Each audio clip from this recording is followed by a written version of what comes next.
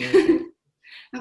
For us to see someone like you or Jay Barney or Kathy Eisenhardt, we needed to go to the Academy of Management conference and see the Right. session. And Right. And you get maybe 5 minutes of the person's time, right? yes, yeah, if you are lucky. If you're, Yeah. no, but with Yeah. the pandemic, with the Zoom, it became somewhat possible, and the global presence on the event today, it just indicates, that we are becoming more global with this global challenge. So we have, we had delegates from all around the globe. America, Europe, Asia. I thought Jay did a particularly good job, didn't he? I thought he was really helpful. Yeah. Yes, always yeah. very insightful. Yes, that was interesting. That was intense Q&A, and I think that was really insightful. And Yeah, and I love that we kept that as a surprise, and everybody was like, "Oh wow, Jay Barney's here!" So that was nice. yeah, that was a great surprise. That was a great surprise to see Jay when you didn't expect, actually. Right, and he hung out for like, I think, almost half an hour. Yeah. Yeah, but you said that he wouldn't. If he comes for 10 minutes, he'll stay. Right. No, exactly. That's what I said. I said, let's invite him for 5 or 10 minutes. He'll stay. Yeah. I know once Jay starts talking, there's no stopping.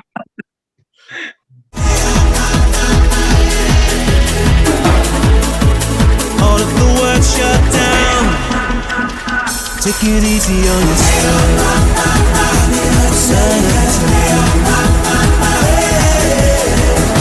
Hard on yourself.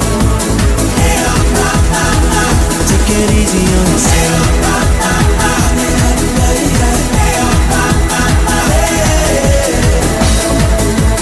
Life in a northern town. Today we have very exciting event. We have Professor Richard Makadok, who wrote an article in co-authorship with other two, shall we say, celebrity scholars about how to make theoretical contribution in management research. And you cannot invent a more relevant topic for PhD students, because a PhD project is supposed to be a contribution to theory. Later on, inevitably, you'll have that question: what's your theoretical contribution? And you rather have that theoretical contribution in your thesis, and you rather know what is your theoretical contribution you are bringing in. All right, so please join me welcoming Professor Richard Makadok to our session. Richard, the floor is yours. Wow. Thank you so much, Sergey. Thank you. And it is really an honor and a privilege to be here today with you. Okay, so as Sergey mentioned, this workshop is based on about making theory contributions in management research, and it is based on this essay that Rich Burton and Jay Barney and I published in SMJ 2 years ago. It was the introductory essay for an SMJ special issue on new theory and strategic management. It was called A Practical Guide for Making Theory Contributions in Strategic Management, and we wrote this essay specifically to try to help doctoral students and junior researchers who maybe didn't quite know how to make a contribution to research, to theory, how to make a contribution to theory.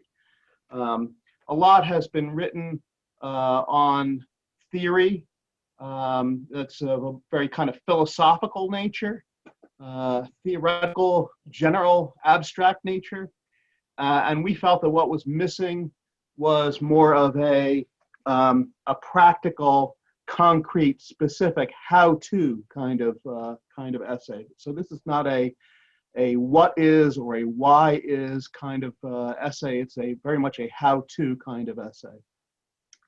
And the other recommended reading that I suggested for this workshop was Jay Barney's excellent editor's comment in Academy of Management Review on positioning a theory paper for publication, which, once you have a theoretical contribution, really helps you to frame it and to explain it to your audience.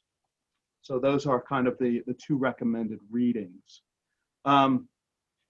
Okay, so I do want to pause for a moment to say thanks. Obviously, because this was based on an SMJ special issue, I definitely want to thank the 3 SMJ co-editors at the time who gave us the opportunity to even do this special issue. That's Sendel Ethraj, Alfonso Gambardella, and Connie Helfet. So thanks very much to them. I also want to express some gratitude to my 2 co-authors on the essay, Rich Burton and Jay Barney.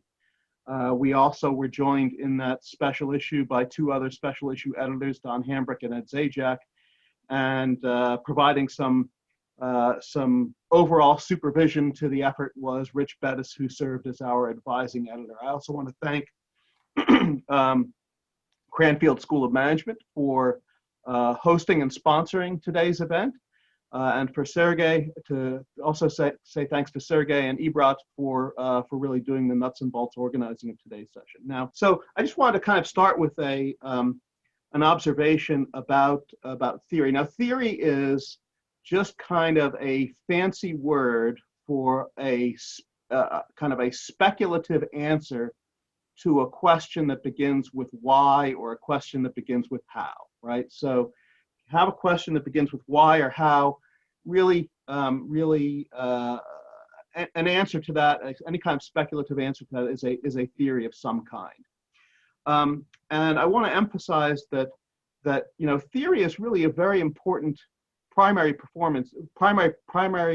importance in academia, and really it's what separates us from journalists. From the perspective of journalists or practitioners, theory is not all that interesting. It's really phenomena that are the primary focus to journalists and practitioners. And to them, theories are really only useful for limited purposes, for the purpose of interpreting the meaning of phenomena, or for predicting phenomena, or for controlling phenomena. And so from their perspective, really the focus is more on the trees, not the forest. However, to academics, we're more tend to be more big picture oriented. We're more interested in the generalities rather than the specifics. So for us, theory tends to be more the primary focus. And from an academic perspective, really there's limited, just as from the journalist's perspective or the practitioner's perspective, there's limited usefulness for theory. From our perspective, there's kind of limited usefulness for phenomena. Phenomena is really only useful for the scientific purpose of testing between competing theories or defining the boundary conditions on a theory, right? Maybe for some other purposes, but primarily, in the scientific enterprise, if what we're interested in is getting, big answers to big questions, if we're interested in the generalities rather than the specifics, then theory is our primary focus, and phenomena is secondary, is really useful for improving our understanding of theory. So for us, really, typically the focus is on the forest, not the trees. Now, of course, there are exceptions to this, to what I'm saying on this slide. There are certainly, I'm sure, practitioners or journalists who have a deep interest in theory, and I'm definitely sure that there are academics who put phenomena first and who are really much more interested in phenomena than theory. So this is not a hard and fast rule, of course, but this is kind of a generalization that on average, journalists and practitioners are more interested in phenomena than theory, and on average, academics are kind of more interested in theory than phenomena. Okay. So Sergey was making the point in his introduction that this is an important topic for doctoral students to learn how to make contributions to theory. The expectation generally is that a dissertation will have a contribution to theory. And so there's a question here of, why don't doctoral students do more theory work? And I have a couple of speculations about this, and perhaps, so this is kind of my theory about why there's not as much theory as there should be. So I'll theorize about that, being a theorist. So I have a couple of theories here. One possible theory is, oops, I went backwards. Sorry about that. Is role modeling, right? That in order to learn how to do theory, it's useful to have an advisor who does theory, right? To serve as a role model. And, there are certainly many,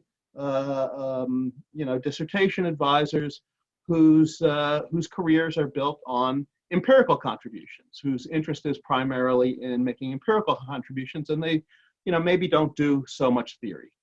And so perhaps doctoral students don't get the kind of role modeling that they would need in order to really shine on the theory side. Okay, what did I do again? Okay, gotta keep my windows correct. Okay, so another possible answer is that the job of the doctoral student really is to get a faculty position, right? To survive the job market and get a faculty position.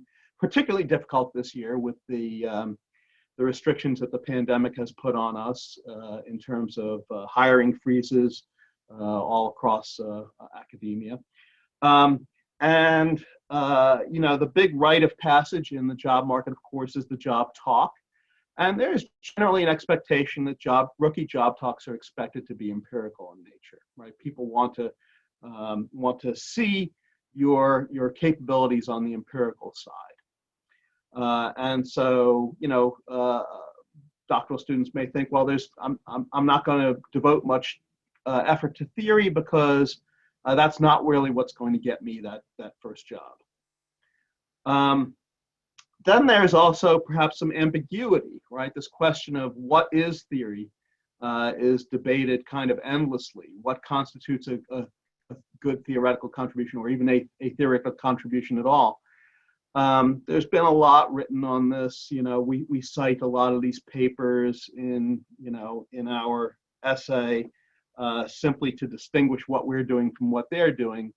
But there's papers on what theory is, what theory is not, what theory isn't theorizing is, and et cetera, et cetera. You've seen these papers, I'm sure, and they all have a useful role. It is helpful to have those philosophical debates and discussions, but it doesn't necessarily help you at the end of the day to actually make a theoretical contribution.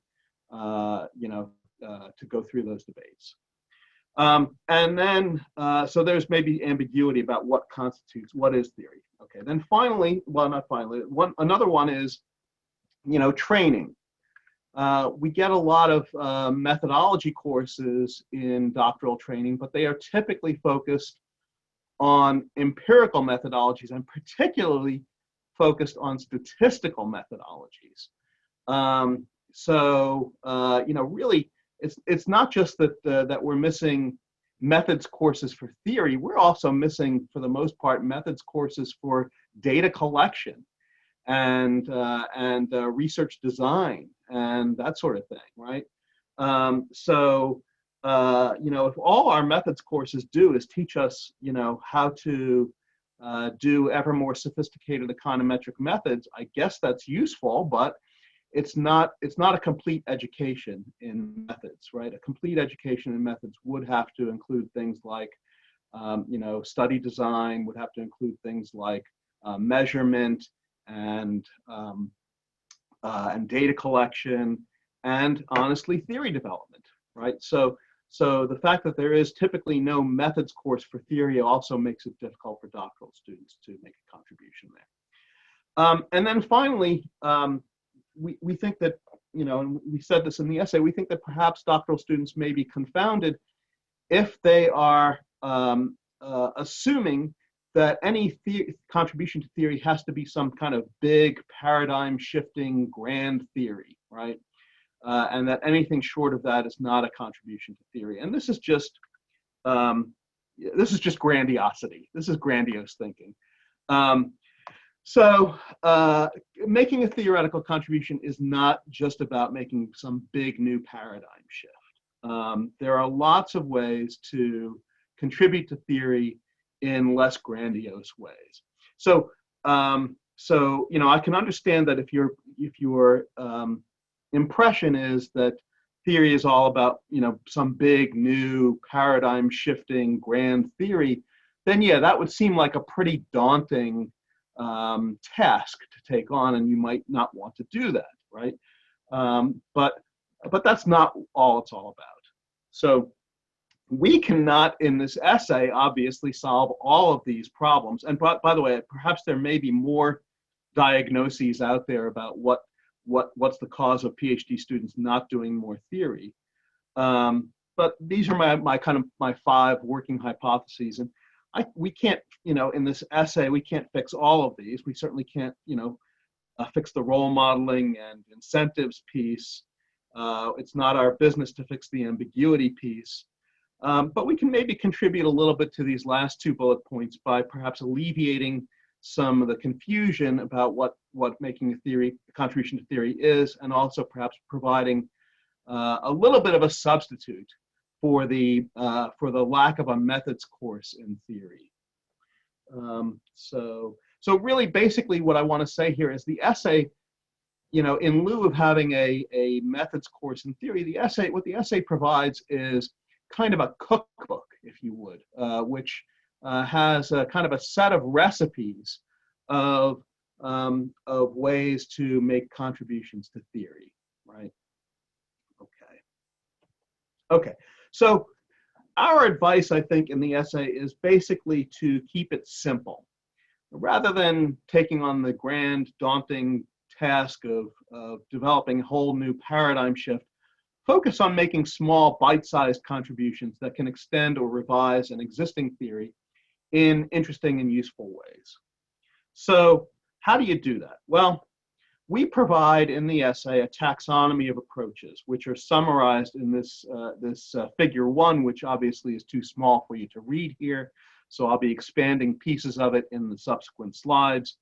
But basically, at the top of the figure, you see inputs. What are the research questions? These are the kind of how and why questions that drive research. That we're trying to, how and why questions that theory is trying to provide speculative answers to. You know, and then out the bottom of the figure are the outputs, things like explanations, predictions, prescriptions, etc. The middle, though, I think is where a lot of the action takes place, because, you know, often that's the middle is where the opportunities often tend to be overlooked. Yes, it's interesting and important to think about bringing up new research questions at the top of the figure as an input, right? It's also interesting to think about, you know, what kinds of outputs you can derive from theories at the bottom. But I believe that a lot of the contribution to theory takes place right there in the middle, in the theorizing process. And so what we're going to do there is look at specific levers, what we call levers of the theorizing process. And basically, those levers answer kind of the who, what, when, where, why, and how of theory, right? So we're going to go through those in a little bit of detail. Okay. So let me start with the input, the research question. Uh-oh, somebody is drawing on my slide. Is that possible? Looks like somebody has made a little sketch on my slide there. Okay. So a research question is the main input into the theorizing process. Without a research question, there's really nothing to theorize about. Every field of study has its own kind of uniquely characteristic research questions. And, you know, Rumelt, Schendel, and Thies in their 1994 book, Fundamental Questions of, what was it called? Fundamental Issues in Strategy. They do the field a great service by providing a list of questions that they identify as fundamental questions in strategy that include things like, how do firms behave? Why are firms different? What is the function or value added by the headquarters unit in a diversified firm?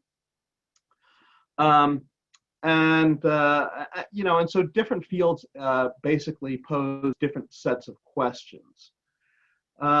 So one obvious way to make a contribution to theory would then be to change the research question, right? So basically, or either by asking a completely new question, or by modifying an existing question in some way, or applying an existing theory to address a different question, right? So let's take each of those in turn. So the challenge with asking a completely new question is that it's kind of a double-edged sword. On one hand, it expands the field's boundaries to ask a new question. On the other hand, it may provoke a defensive response from the field, particularly from reviewers and editors of your paper, who may say, that's a clever question, but is it really a fill in the blank? Like, is it really a strategy question, or is it really an OB question, or is it really an HR question? Whatever field the journal is purporting to represent, they may raise questions about whether this new research question actually fits within the boundaries of the field that they're representing.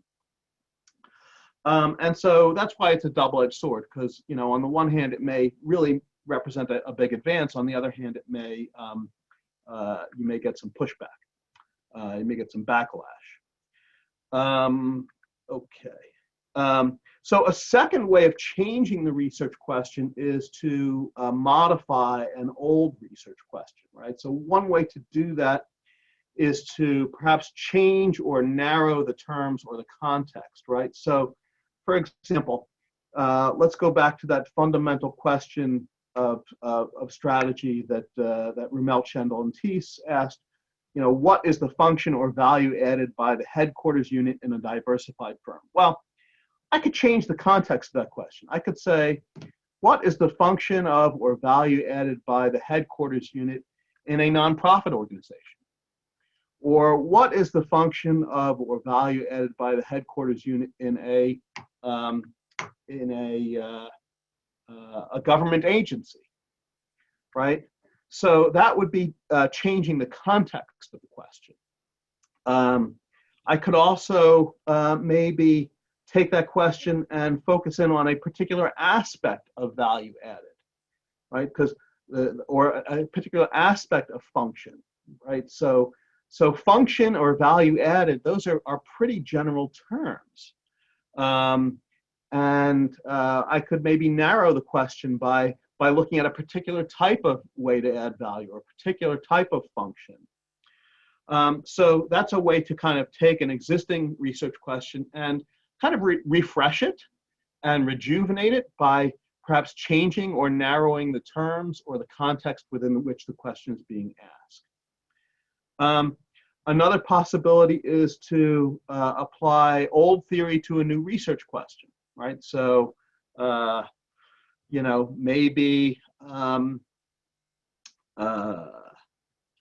maybe the theory of let's say real options has been applied to answer the question of how firms behave and why do firms differ in their performance, but maybe it hasn't been applied to the question of what function or added value is provided by the top management in firms or something like that, right? So you take an existing theory and perhaps apply it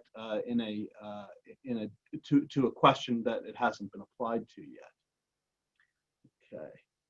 Now, what makes a good theory? That's another question, right? So a good, or I should say maybe not a good theory. What makes a good research question, right? Because the research question is just the input into the theory. What makes for a good research question? Well, a good research question really should be broad enough to interest a wide audience and yet be narrow enough to be answerable. Vague questions tend to impede progress. So even when a topic is clearly both important and interesting, research on it may flounder until the research question is framed in a way that is specific enough to be answered. I'll give credit here to Dick Rumel. I saw him at a research conference. He gave a presentation where he made this observation. He said, in the early days of the strategy field, the question that was on people's mind basically was this kind of vague question of what strategy should a company pursue? And that's really just kind of too vague and amorphous a question to make much progress on. The field started to make more progress once the question was framed in really more specific terms. For example, when Porter, in his 1979 Harvard Business Review article, Porter made a valuable contribution by changing the conversation to the more focused and manageable research question of what makes an industry attractive, right? So the question of what strategy should a company pursue, very kind of vague, amorphous, general. The question of what makes an industry attractive, that's more specific, that's more answerable. Okay, so that kind of takes care of what I have to say about the research question. So now we're going to move into the middle box in the figure 1 diagram and look at each of the different levers of the theorizing process. So the first one is the mode of theorizing. So the mode of theorizing is the lever that defines how we theorize. Deductive theory is one possible mode. In deductive theory, you start with a set of general assumptions, sometimes about unobservable constructs like utility maximization. And from these general assumptions, you logically deduce what specific implications can be derived from those general assumptions. On the other hand, inductive theory is a different kind of mode of theorizing, which starts with specific observations of the real world and relies on comparisons between them in order to make inferences about possible generalizations. These two modes of inductive and deductive represent a trade-off between realism and reproducibility. Inductive theory, being grounded in real-world observations, enjoys the benefit of realism, but may be weak in reproducibility because simply different researchers could look at the same set of observations and infer different generalizations.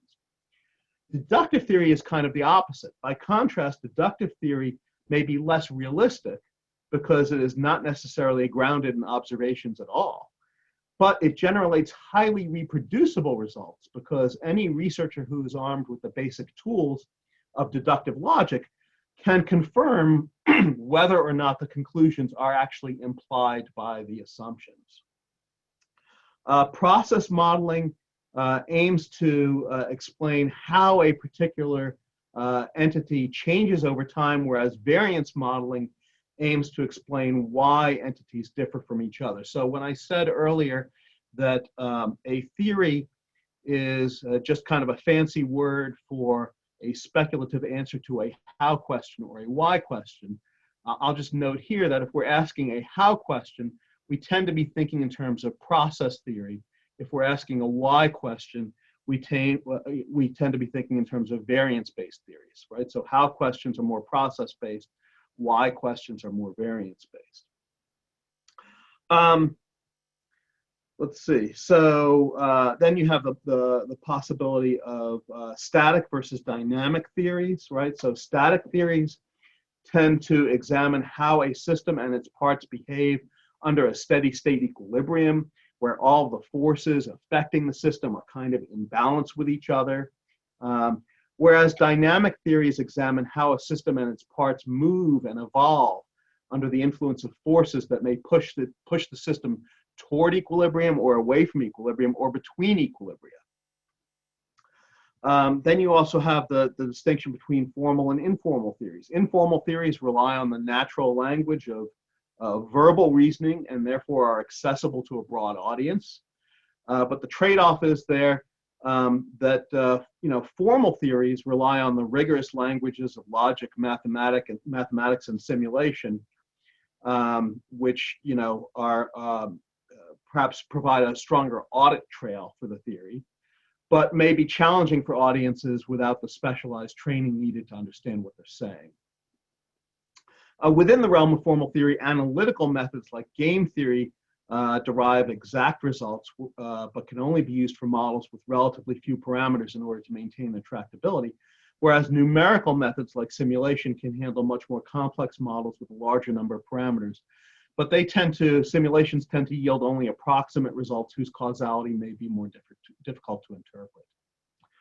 Okay, so inductive versus deductive. Sorry, I should have been processing these bullet points as I went through. Inductive versus deductive, process-based versus variance-based, static versus dynamic, formal versus informal, and analytical versus numerical. Let me just provide a few quick examples of this. Arkady Sokurtov and Tim Folta have a series of papers that add a new dynamic element to the formally static theory of the multi-business firm by focusing on the inherently intertemporal concepts of resource redeployability. That's a tongue twister there. Resource redeployability, right? So that would be an example of switching between the static and the dynamic mode, right? By adding a dynamic element by looking at resource redeployability. In terms of switching from informal to formal theorizing modes, that's becoming increasingly popular as a way to contribute to theory. So, for example, the issue of value appropriation has been recognized as an important yet largely overlooked factor in informal resource-based theories of the firm. You know, Castanius and Helfat and Russ Koff made some important contributions to the theory of value appropriation within the firm, but they did so largely in an informal way. Whereas now this topic has switched to a more formal mode of theorizing, as folks like Adam Brandenburger, Gus Stewart, Glenn McDonald, and Mike Ryle have been applying coalitional game theory as a powerful new tool for distilling down understanding of value appropriation within the firm in more precise ways, with more precise distinctions. So that takes care of lever one, the mode of theorizing. Now let me move on to lever two, the level of analysis, right? So just as you can change the mode of theory, you can change the research question, you can change the mode of theorizing, you can also potentially change the level of analysis, right? So the level of analysis is the lever of theorizing that defines who we are theorizing about. Although, you know, the strategic management field is defined, and I'm a strategy guy. I know not everybody on the call is in the strategy field, although perhaps most are. You know, I'll speak about it from the perspective of strategy. You can translate as you wish to your own field, whether it's organizational behavior, or human resources management, or whatever you're studying. You know, my field of strategic management is defined by a concern for understanding the heterogeneity of overall organizational performance. But that does not mean, for example, that all strategy studies must be done at the organizational level of analysis, even though just because our overall, you know, goal is to understand organizational performance, that doesn't mean that all of our studies have to be at the organization level of analysis, right? Research at other levels of analysis can still have important implications for organizational performance. So strategy studies have also focused at higher levels of analysis, right? Supra-organizational levels of analysis, such as the alliance, the joint venture, market, industry, field, institution, or even nation, and have also, strategy has also included studies at sub-organizational levels of analysis, such as the division, department, transaction, team, or even individual level. Now, you know, the challenge here is that blindly applying an unaltered theory to a different level of analysis may require inappropriate assumptions or generate implausible results. So this is not something you can do blindly, to, you know, apply a theory to a new level of analysis where it wasn't originally intended. But with careful adaptation and appropriate adjustments, some elements of theory at one level of analysis may be at least partly relevant at other levels of analysis. And these adaptations represent opportunities to make a contribution to theory. So as a nice example of this, you know, firms compete with each other, and so do nations. But these two types of competition differ in important ways. And so Michael Porter, who made some very important contributions to the theory of competition between firms, also then, later in his 1990 book, applied some of that logic to competition between nations. But he had to make adjustments along the way because the theory didn't apply, directly. So the result was an important contribution to theory to take, basically the ideas from his first two books, his 1980 and 1985 books on competitive strategy and competitive advantage, and apply them to the competitive advantage of nations in his 1990 book. Conversely, you do sometimes see in the literature where somebody does make a blind application of a theory to a level of analysis where it doesn't completely apply. And when this happens, that kind of opens up another opportunity for a contribution to research, which is to correct that misapplication, right? So if somebody out there is misapplying a theory from one level of analysis to another level of analysis, critique and correction of this misapplication can be a useful theoretical contribution. Now, occasionally, it may even be possible to introduce an entirely new level of analysis that researchers had previously overlooked, which itself can be a great contribution to theory. So a well-known example of this in the strategy literature was the introduction of the concept of strategic groups by Michael Porter in a 1979 paper. Such innovations, as long as they can explain something that cannot be explained using other levels of analysis, can be major contributions to theory. Okay, so let me move on in the interest of time to the next lever, which is changing the phenomenon. So whereas the level of analysis defines who the theory is applied to, the phenomenon defines where the theory is applied, right? So the phenomenon is the lever that defines where the theory is relevant. That is the context of the theory. Any given theory may be relevant in multiple contexts with implications for multiple phenomena. But since organizations, which are the phenomenon that we study most often, organizations and markets and industries are all multifaceted, complex systems, interconnected systems, right? These are the phenomena that we tend to focus on, organizations, markets, and industries. They're multifaceted, complex systems with lots of parts that connect to each other in a variety of different ways. And because of that, forces that affect one part are likely to affect other parts as well. So one potentially important question is how they affect these other parts.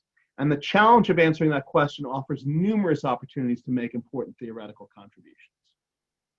Right, so you have a whole set of legacy phenomena, right? So things like planning, formulation, implementation, performance, cognition, decision-making, innovation, technology, politics, renewal, turnaround, governance, joint ventures, mergers, acquisitions, etc.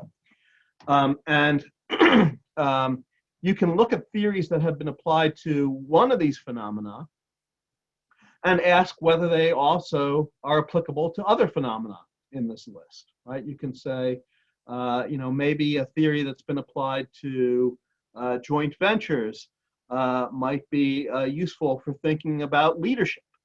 Maybe a theory that's been applied to turnarounds may be useful in thinking about networks or alliances, right? So there's opportunities here to consider, because we are dealing with complex interconnected phenomena whose parts affect each other, we can think about how theories that have been applied to one phenomena might also affect other phenomena. And we don't need to even rely on these legacy phenomena because fortunately the world, with its constant stream of technological and social innovations, is delivering kind of a never-ending stream of new phenomena to which old theories might be applied. And each of these represents an opportunity to make a theoretical contribution, right? So the emerging phenomena today are things like platforms, business models, blockchain, smart contract, open innovation, crowdsourcing, crowdfunding, AI, machine learning, robotics, quantum computing, self-managing organizations, and all that.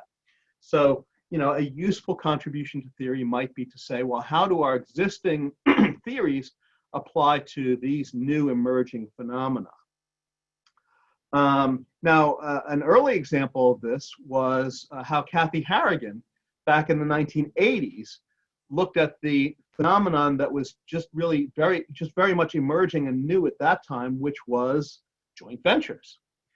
Before the 1980s, that just really was not a popular way for companies to do business.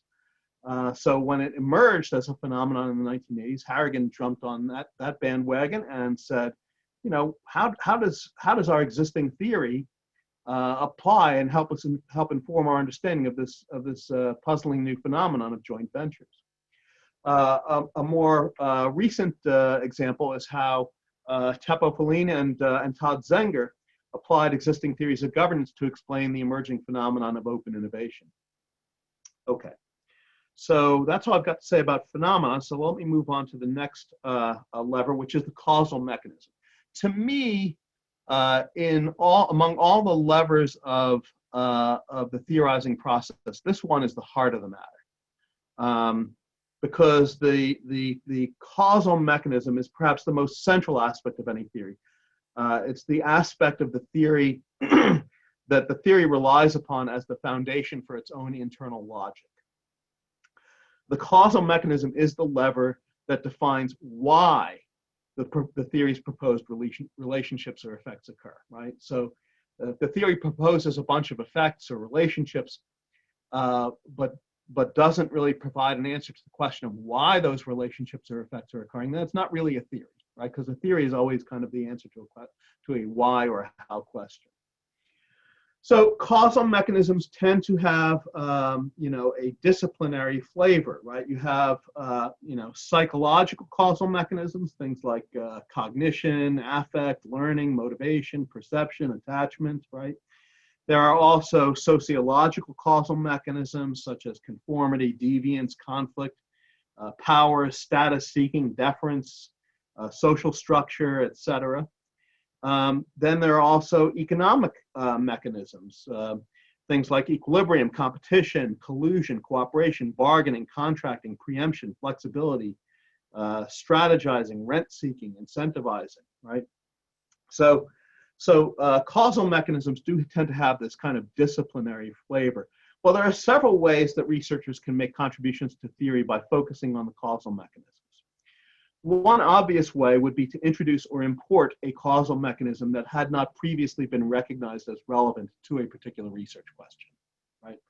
So, a great example is this long-standing stream of research on the question of why the dominant positions of strong incumbents get disrupted by weak upstarts, right? And that question was initially studied actually through an economic lens.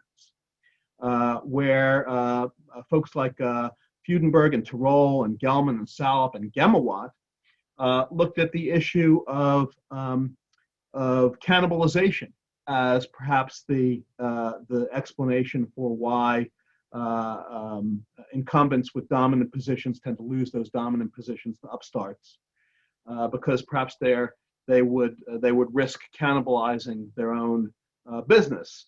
And so therefore they lose opportunities. So that's an economic lens, an economic mechanism to try to understand why dominant incumbents get disrupted by upstarts.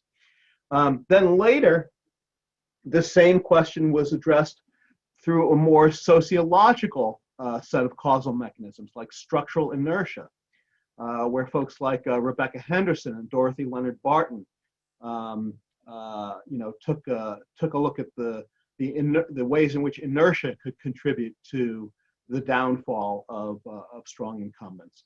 And then most recently, you have seen basically the work of Clayton Christensen and his co-authors bring a more psychological lens to this question, basically saying that there's a cognitive or perceptual reason for incumbents to be disrupted by upstarts, that they just don't see it coming in some sense, right? Or their cognition, they're too focused on their existing customers to be bothered with thinking about new markets.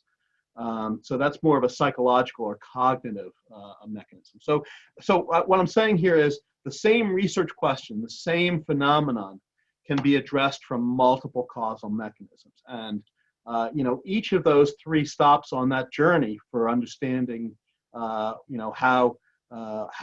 incumbents, dominant incumbents get disrupted was a useful contribution to theory. Now, another type of contribution to theory using the causal mechanism would be to synthesize across multiple causal mechanisms, right? This tends to be what I specialize in. I'll develop formal models where I'll incorporate two or more causal mechanisms, and I'll look at their interaction effect, right? So that's a different kind of contribution to theory using the causal mechanism. It's to synthesize multiple causal mechanisms in a way that explores how they interact with each other through their mediating and moderating effects.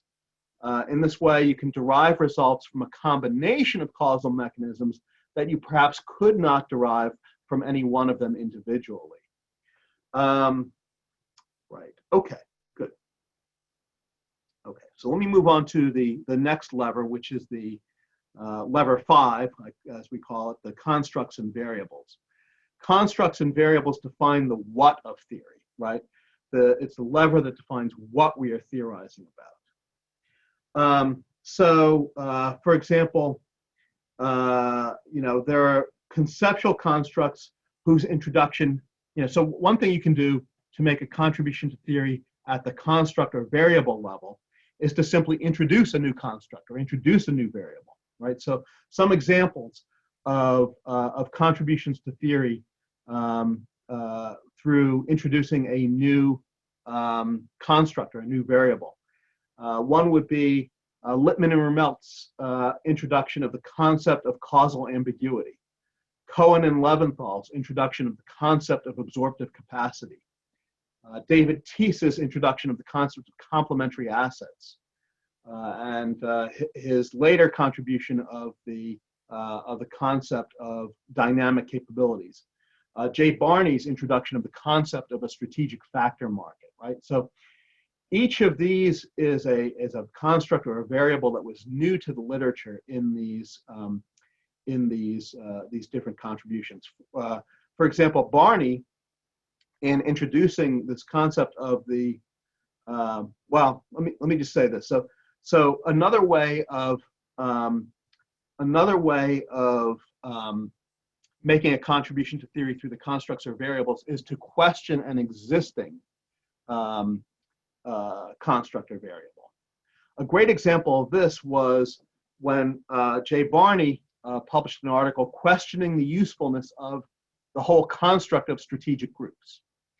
And in a sense, you can see that article as a necessary stepping stone toward advancing resource-based view as a replacement theory, because it was necessary to have the existing theory of intra-industry, within industry performance differentials was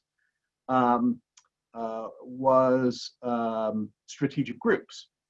But if Barney was going to replace strategic groups with resources as the explanation for within industry performance differences, then he really needed to shoot down the whole concept of strategic groups, and he had a paper doing that.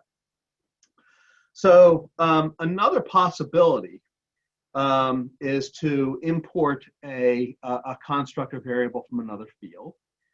We've probably seen a lot of this. So a great example of this was Dan Leventhal's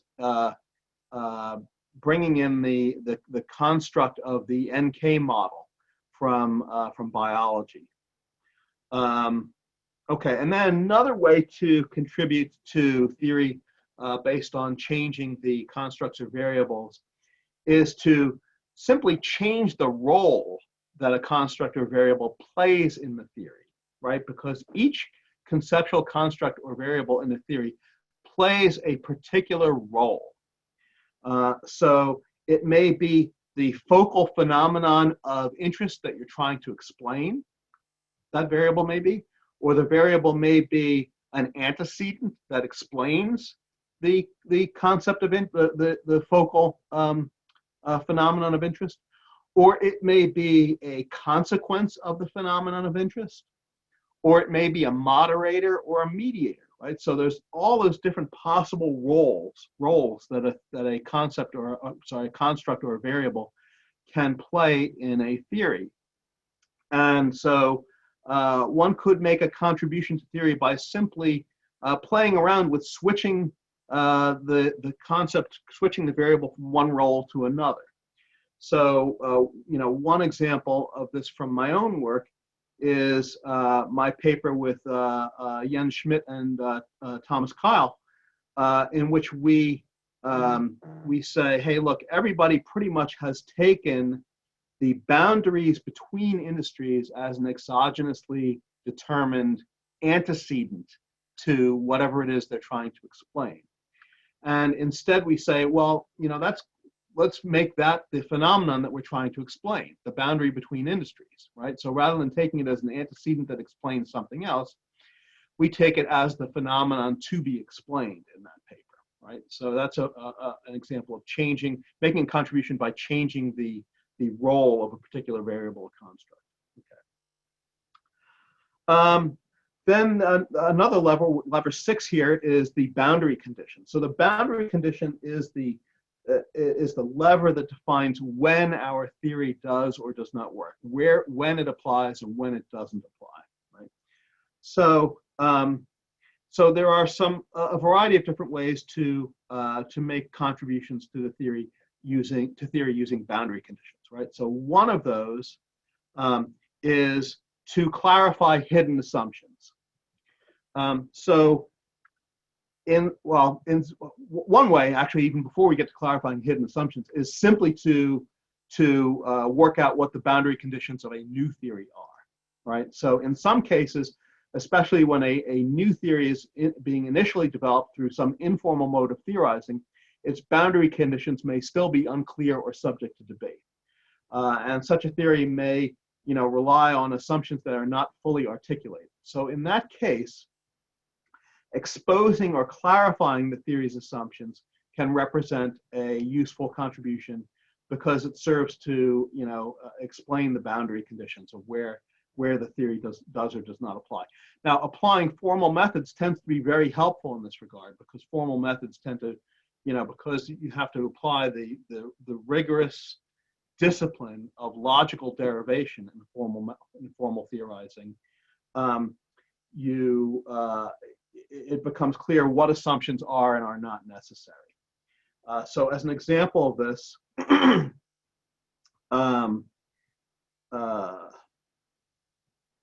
right, so the theory of the conditions under which you can derive competitive advantage from causal ambiguity is a theory where, the boundary conditions are maybe not clear, the assumptions are maybe not clear. So Mike Ryle in 2009 published a paper where he developed a formal theory of the conditions under which you could derive competitive advantage from causal ambiguity, and thereby defined the boundary conditions around that theory. Now, another way to make a contribution to theory using boundary conditions is to identify internal inconsistencies, right? So, or logical inconsistencies in general. So if theory's own boundary conditions are logically inconsistent with each other, then you got trouble, right? There may be no conditions under which the theory actually applies, which would be a potentially powerful critique of the theory. So Slater and Spencer in the year 2000, they published a paper, I think it was in SMJ, where they argued that there's a fundamental inconsistency about the assumptions, a fundamental inconsistency between the assumptions that transaction cost economics theory makes about rationality, right? So on one hand, transaction cost economics makes the explicit assumption that actors are not rational enough to do contracting perfectly, right? To have complete contracts, right? So they're not rational enough for complete contracts. But on the other hand, it assumes that they are rational enough to choose between governance structures, right? So on one hand, they're not rational enough to do complete contracting, but they are rational enough to choose between governance structures perfectly, right? To choose optimal governance structures, and so they make the argument that those two assumptions are kind of fundamentally inconsistent with each other, and they use that to kind of try to take down the entire logic of transaction cost theory. So that's a contribution theory. A different type of logical inconsistency is not internal, but external, right? So you can find logical inconsistencies with other theories. That's when the assumptions of two different theories conflict with each other. Uncovering those kinds of inconsistencies between theories can be a valuable contribution by providing an indicator that the theories offer incompatible competing explanations, so that empirical testing may offer an opportunity to rule out one theory or the other, or at least to assess the conditions under which one theory is more likely to apply than the other, right? Another possible way to make a contribution here is to tighten up the boundary conditions in order to derive more specific implications of the theory. So we can create different versions of a theory by either restricting or relaxing its boundary conditions, right? So, for example, it may be possible to derive additional predictions from a theory or predictions of greater specificity when the boundary conditions are restricted, although that greater predictive power may come at the expense of reduced generality. For example, Jean-Francois Henart was able to derive new predictions from the existing transaction cost economic theory by applying that theory more narrowly to the special case of equity joint ventures. Conversely, the generality of a theory may be broadened to the generality of a theory may be broadened by applying it to a wider variety of contexts by relaxing its boundary conditions. Although this may weaken its predictive power. That is, it may reduce the number or the specificity of predictions that can be derived from the theory. So as an example of this, in their 2003 paper, Gonzalo Pacheco de Almeida and Peter Zemsky generalized the theory of strategic investment under uncertainty by recognizing that some resources and capabilities take time to develop, right? So they're basically taking an existing theory of strategic investment under uncertainty and broadening it out to a wider set of conditions where it could apply. Let me pause just for a moment and check in with Sergey and Ibrat to see if we have any news about any guests that may be joining us. Is there? Certainly we have, Richard. We have. Is our guest with us? Yes, and would you like to introduce our guest? Sure, I will introduce our special guest, if I can find him on the screen. Let me just say I'm delighted that he's able to join us. So I'm going to introduce to you a great mentor of mine and co-author on this essay, Jay Barney. Jay, are you there? I'm here. Okay, Jay, welcome on board. So Thank I you. invited Jay to come for a few minutes, 5, 10, 15 minutes, whatever he can spare, to say a few words to the gathered masses, and maybe if he's willing to maybe take a few questions. Sure. Thanks, Rich. I appreciate the opportunity. Rich got me involved in this essay sort of well into its development. I think I had a small marginal impact on its content, but it was a good piece of work. Hopefully it gives people direction. Thanks, Rich, also for organizing this event. I'm not sure who else was involved, but this is something very, very important. says my internet connection is unstable. No, it's back. Okay. I can hear you just fine. So I just finished up as my term is, okay. I just finished up as my term as the editor of AMR. I actually am still working on a lot of papers, but formally I'm not the editor in chief any longer. And so I've had the chance to read and evaluate 2,000, roughly 2,000 papers over the last 3 years. Since we're a theory journal, obviously the big challenge, of course, is for people to really step up to the bar and try to make a contribution to theory. And most of the papers actually fall well short of that goal. And if I was to sort of say one reason for that, sort of the primary reason for that, although there's lots of specific examples that we can go through, and certainly the SMJ articles talks a lot about how to make those contributions. But so if there's a meta weakness that I've seen across these papers, it would be that the papers are just not clear what their research question is. What question are you trying to answer?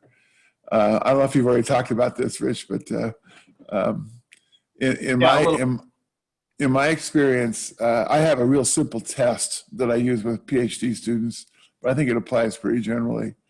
And that test is, if it takes you more than 15 seconds to explain your research question, you do not yet understand your research question.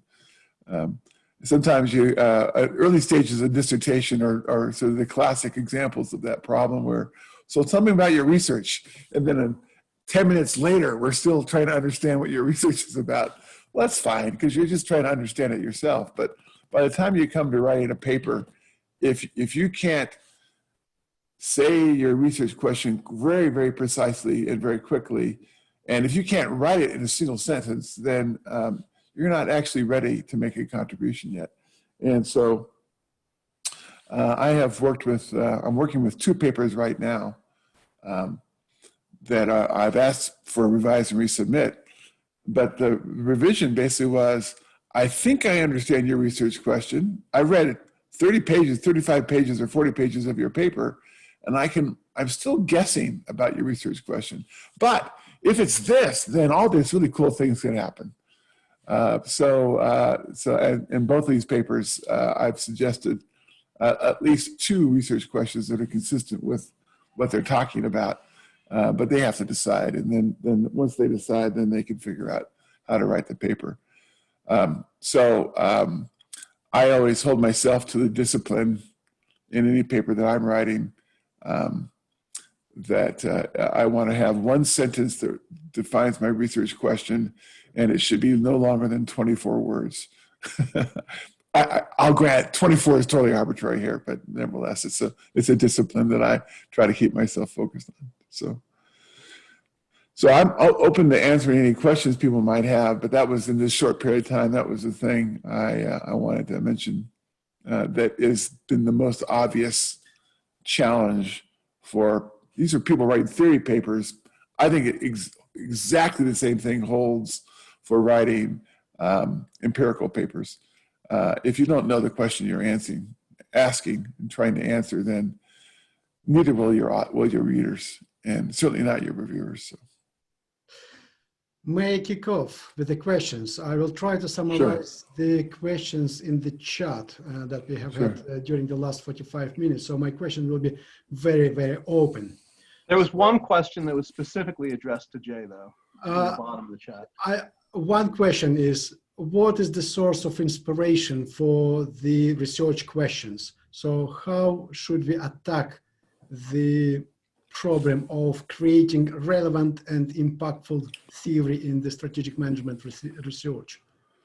Yeah, it's a question I'm always asked, or often asked. Where do you get your ideas? And it's ironic because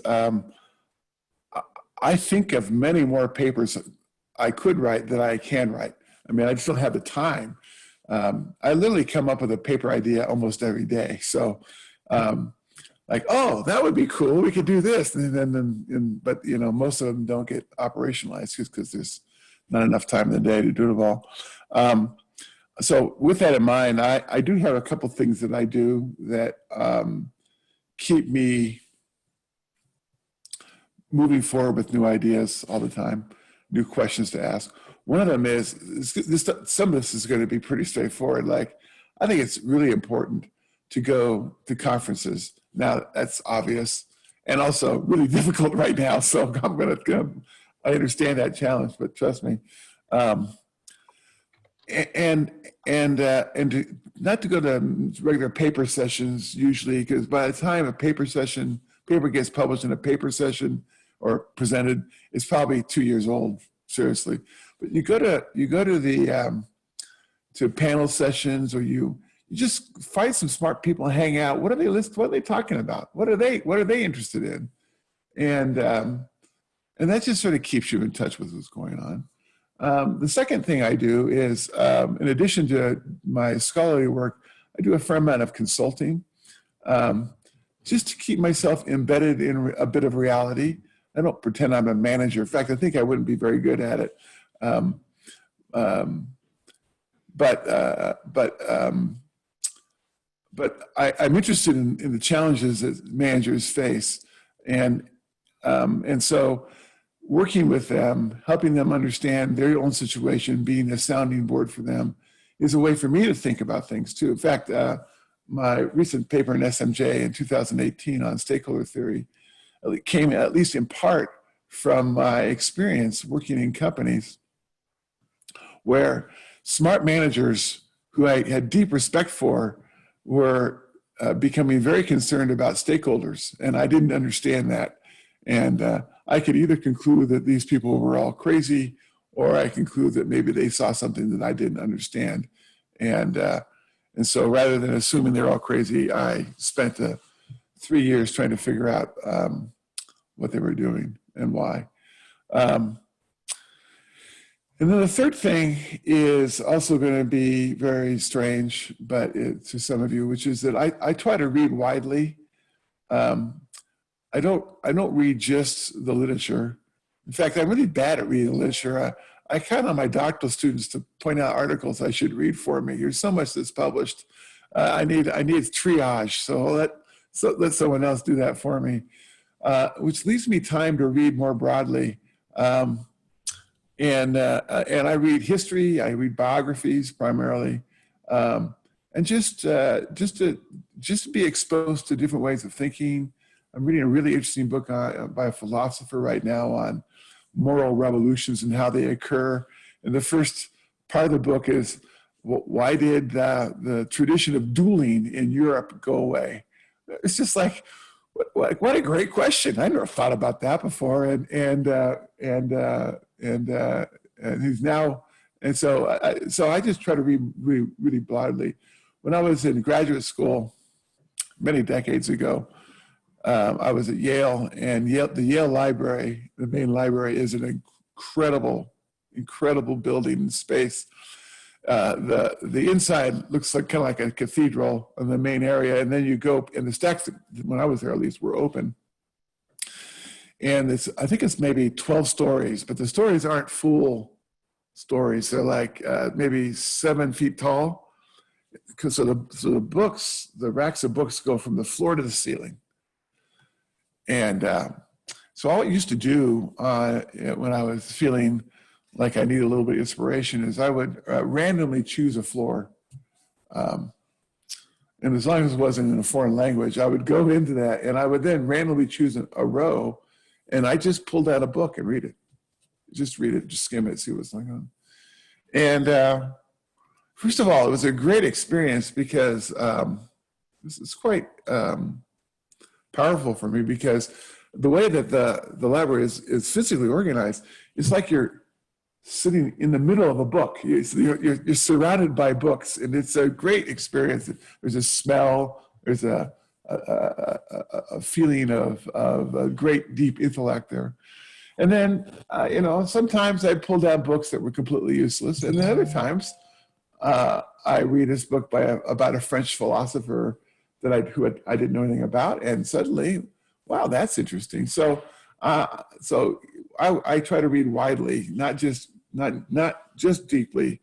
I know of doctoral students, it's mostly deep. I got that, different stages in careers, but I also try to read very broadly. I also read 2 or 3 non-academic books, well, at least non-business strategy books at the same time to sort of keep me going that way. So those are the things that work for me. I will say that in the end, the very best theoretical contributions are deeply autobiographical. So it's also about learning what's important to yourself. That's great. Thank you very much. If I may, another question, but at the other side of the process. So you started with the formulating of a research question. On the other side, we need to formulate a theory. So there's a question in the chat, how to make that leap from the rigorous methodological process of extracting results to theorizing, to that creative process, so generalization beyond the data. So, and whether there is a rigor in theorizing as well. Well, the rigor in theorizing is a matter of you're in that. So being able to specify what are the boundary conditions ex ante in your theoretical work, being able to know exactly what it is you're trying to accomplish, all those are forms of rigor. If you want to do math modeling, there's another form of rigor that's associated with that. But a good math model will always have an intuition that is also interesting, and that might be then reflected in the mathematics, but it's not necessarily so. I'm comfortable with both formal modeling and verbal modeling. Rich and I have worked together on one formal model. So I think actually it's every bit as rigorous, although differently so, than quantitative work. The problem that I see right now in our field with regard to quantitative work, and this is very common among PhD students coming out of the job market, is that the theory discussion in their job market paper, if it exists at all, is 30 seconds. I'm just in this question. Its context, its important, or so importance is just left to our imagination, and then the presenter moves on to the data and the models. And what we end up is incredibly sophisticated, deeply rigorous analyses of data that have little or no impact on the way we think about the world. That is, little or impact on theory. And the other thing that's interesting about that is, just from a methodological point of view, these really sophisticated techniques to describe something going on in industry, that I think if you talk to 3 managers in the industry, they would tell you that already. So I mean, it's not even clear that this is the only way to get that kind of perspective. But simply describing the data and modeling it very rigorously, doing all sorts of 2-stage least squares, all those things, is not connected to answering a question that is theoretically relevant. Then it's, and I know Rich has used this analogy too, then it's incredibly sophisticated, complicated journalism, which is fine. If you want to be a journalist, that's fine. There's nothing wrong with that, truly. But that's not science. Science is about creating theory and testing theory. So I don't think there's much difference in terms of the rigor. Thank you very much. And another question, if I may, rather pragmatic. So at the late stages of PhD projects, there's an option to submit the thesis as an article. for example, to IMR journal? Or is it better to collaborate with a more experienced theorist before submitting? So another way to pose the question, whether the rejection and feedback is a good learning curve for PhD students and graduates. You know, I would think that I wish I could say that the review process is always developmental. I don't think it always is. Sometimes the reviewers or the editors don't step up and really be as developmental as they could have been. But on the other hand, there are times, and certainly in my experience, there are times when the review process has been extremely important in the development of the ideas. And so, but there's a question, I think, hidden behind the question, which is that should young people try to write theory papers, or should they be deferred to people like myself who, I don't have gray hair, I have light black hair, deeply light black. People like me. I mean, obviously, this is personal preferences are extremely important here, and I would never tell you to do something that you don't want to do. But if you really want to write a theory paper, if you think you have something to say that's important, then you should write the theory paper. Rich knows this story; he's heard it too many times. But you know, I wrote the first drafts of the strategic factor markets paper and of the journal management paper, 91 journal management paper, in 1 year in 1984.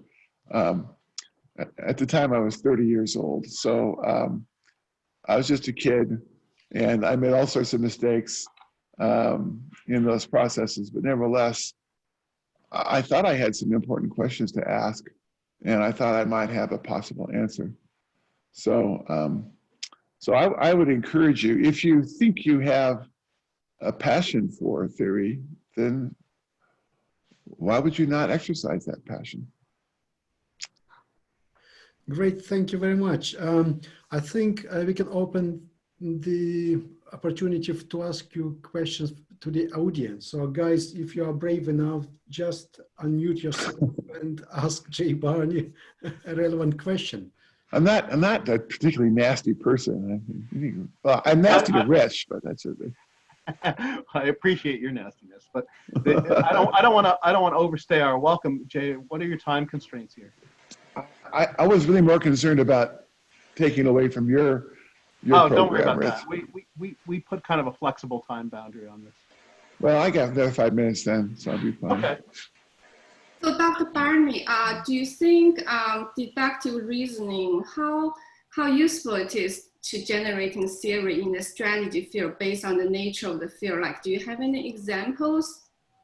Of what kind of reasoning? Deductive reasoning. Oh, deductive reasoning. Well, yeah. all my theorizing is deductive. So, I mean, so the distinction between deductive, inductive, and abductive sort of breaks down in real life, because in real life, you think it's deductive, and then you realize you've been hanging out with managers who do things that make it partly inductive. So it's sort of a mismatch, but there are lots of examples of deductive theorizing in strategy. I'm not opposed to inductive reasoning. At AMR, we don't publish inductive papers because they're empirical by definition. And we don't publish empirical papers. So I haven't had a chance to really review a lot of those or review in depth a lot of those papers. Mm-hmm. But I do know that inductive reasoning has some challenges associated with it. That is, generalizing beyond the inductive case is often very challenging. So, Mm-hmm. but I'm not saying that's not an important way of thinking about the world. But for me, most of the theories that are most influential in the field of strategy are quite deductive in nature. What are the core assumptions? what if you bring those assumptions together, what implications those have. You know, it takes time to figure this stuff out deductively. The 2018 paper in SMJ, really, it just draws out implications that were in the 1986 strategic factor marker paper. And I wrote the paper in 1986 or 1984, and then was published in 86. And it took, 30 years for me to understand the implications of my own paper. So this deductive process can take some time, but I think deductive reasonings are very important. Yeah, because the strategy is different from physics. It's like Dr. Like Rich mentioned, it's you don't have like one. It seems like it's not like one rule, like in physics. So well, physics, but physics. First of all, physics is also inductive as well as deductive. The background noise that was proof of the Big Bang, for which two Bell Labs scientists won the Nobel Prize, was, as I understand it, kind of an accidental discovery. mm-hmm. So that's clearly an inductive kind of work. But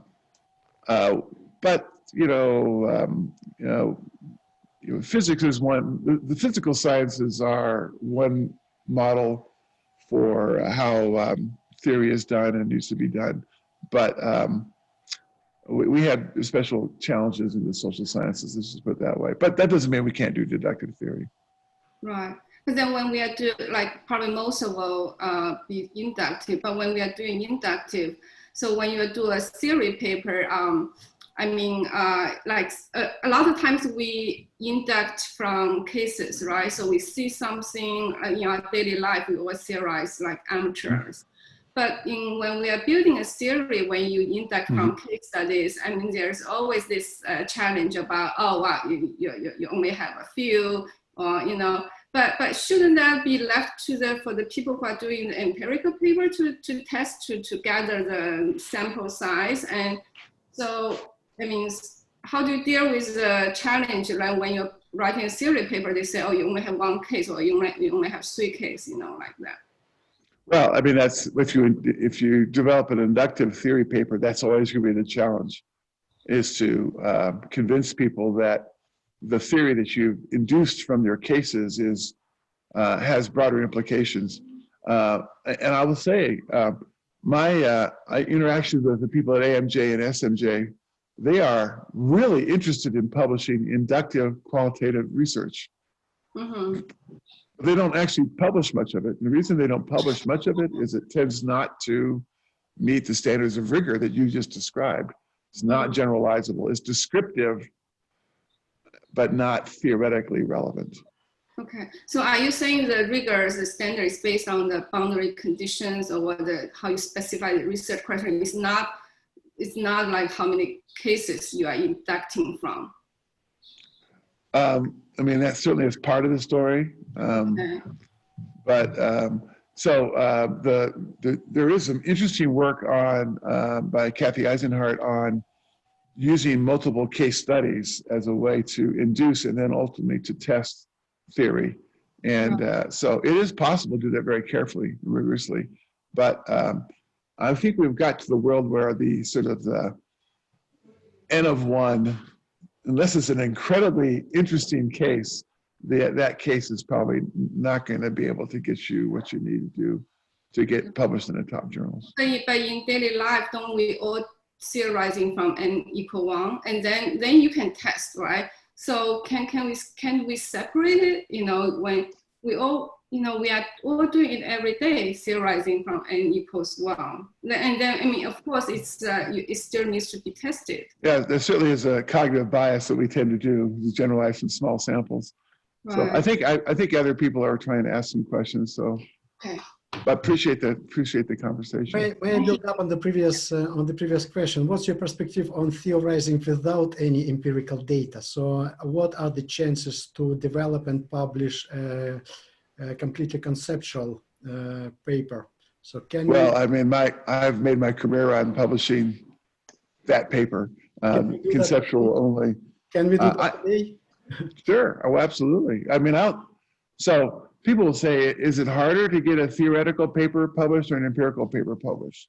In my experience is that they're both really hard to do. I mean, the empirical papers are hard and so are theoretical papers. So difficulty is a constant, it's not a variable here.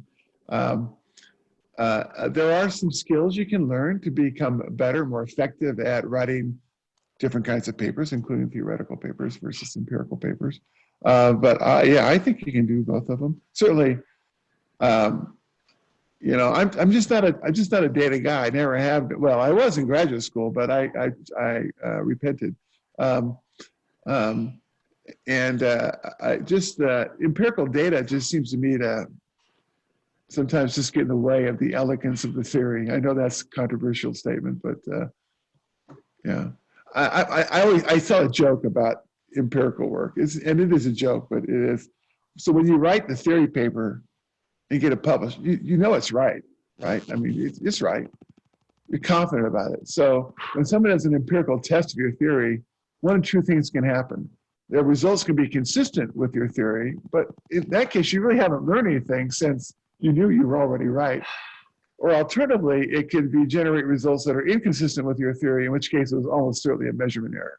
So, you know, so I admire the work that's done and acknowledge its importance, but I don't ever feel constrained by lack of data to write a theory paper. May I ask a question about the different origins of theories? Because Sure. when I read literature, I found that, for example, value capture theory, now they're using the game theory and it's from the value-based perspective. But when I read the literature about a probability, so how to capture value from innovation, so it's more about the knowledge-based view. So even though these two views are both from the resource-based views, I still found that it's a little bit difficult for me to converge them when I want to write them together. Well, that's what makes it interesting theory question. So I would take that observation and I would say, okay, under what conditions do these two theories come to similar conclusions? Under what conditions they come to different conclusions? Then you've established the boundary conditions between the two theories. This is one of the things that Rich was just talking about. And a discussion of when those two theories generate similar or different predictions is in fact a theoretical contribution itself. So you just did step one of writing a theory paper. And step two was to answer the question about when these two different theories operate differently. Thank you. I have a question. So this is, I learned about Jay's ABCs from Ross, who was my advisor, Ross Koff, on how to to write the introduction to papers, and I've generally tried to follow that. But I just literally read your 2018 paper on the AMR on how to do that just when Rich reached out to me and told me about this workshop. So it was very helpful, very practical, because it spelled each one of those steps out really clearly. So I'm wondering, when should we expect the next one on how to write theory and propositions for the next part of the paper? Because it was just really an excellent template to follow.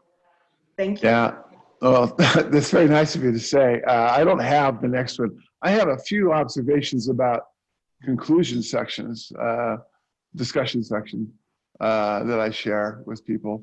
But I actually say, from my experiences, once I get the introduction right, in particular, once I get the research question really well formulated, then writing the rest of the paper is kind of filling in the blanks. I mean, literally, there's a logical flow you have to create. You have to, so this paper I reviewed yesterday, I wrote the letter on it yesterday. I said, so I really like this paragraph because it tells you what you need to do. You need to do this. Point one, you have to make that. Point two, point three, point four, point five. Unfortunately, in the current version of the paper, you don't do any of those things. But at least you now know what you're supposed to do in order to. So getting the introduction right, I think, has a huge implication for the rest of the paper. But there's an intuitive part, something I don't think I say in the versions of that essay. I have two versions out. is a way of thinking about writing theory is to write the paper backwards. And what I mean by that is start with a conclusion you want to make. I want to conclude X.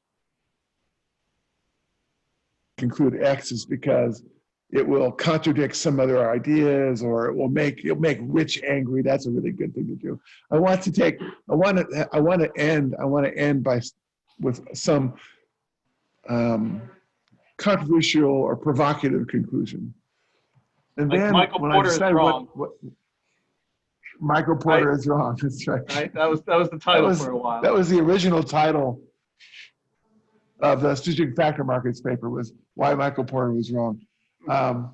So I want to end there, and then you work backwards. You say, okay, what's a prior step that I need to get here, and what's the next prior step? What's the next prior step? And I want to work back to first principles, so that the first assumptions or definitions you read in the paper are completely innocuous.